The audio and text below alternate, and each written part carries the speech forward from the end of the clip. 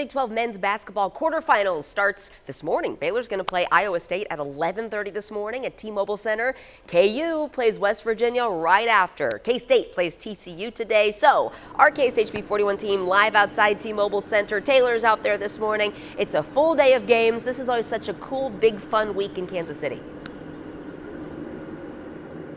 Absolutely, Shives. It's a lot of fun here in Kansas City that we continue to get to host the Big 12 tournament with so many great fan bases coming here to Kansas City to take part. Lots of excitement about that as we enter day 2 with a full slate of games, including K-State and KU. Now, I want to talk to the fans out there.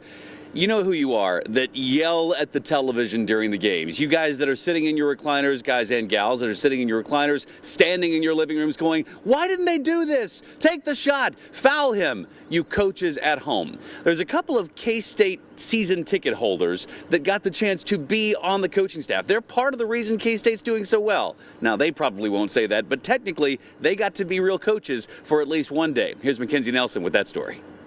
It was way above and beyond what we thought we would get to do this year. Well, there's no doubt about that. Misty Woodward and Mitch went from sitting in the stands of Bramlage Coliseum to standing alongside K-State head coach Jerome Tang at practice. And before, we just kind of sat off to the side and watched. And they were like, no, you guys are coaches. You get out here and you start shagging balls. You guys are part of this group. The two won the opportunity to be honorary coaches for K-State's first Big 12 matchup of the season. They had to drop down and do push-ups, too, when a player missed a free throw, and had a hand in prepping the Wildcats for their first big matchup with West Virginia. And as we're in there, Coach Tang's like, okay, you guys are coaches for the day. You better do your homework and tell me what play we're going to run for the first play.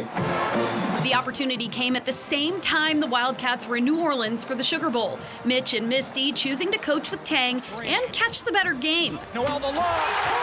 A nail-biter in the Octagon of Doom. I think the best part was being that close to the bench and going into overtime and winning that. The Big 12 Coach of the Year shaking things up at K-State and filling seats. Fans no longer having to say, wait until football season. Any doubters, I would say just, the proof is in the performance.